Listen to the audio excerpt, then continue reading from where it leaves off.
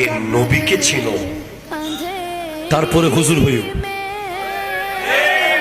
নবী না চিনে হুজুর হইলে আবু জেহেল হয়ে যাবা। কথা জোরে বলেন না, ঠিক কিনা? আবু বকর সিদ্দিক আকবর হয়েছে নবী চিনার কারণে, আর আবুল হেকম আবু জেহেল হয়ে গেছে নবী না চিনার কারণে। সেজন্য আপনার লাইফের প্রথম এইম যেন এটা থাকে যে মালাকুল মউত যখন আসবে আমি যেন দেখাতে পারি, দেখো আমি কে, হু এম আই।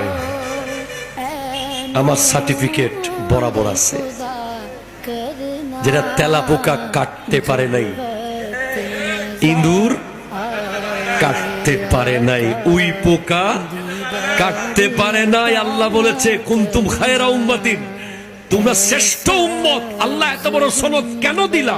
আমি এমন কি করে ফেলেছি? না, তোদের কারণে না, তোদের নবী সেরা, তাই তোরা সেরা।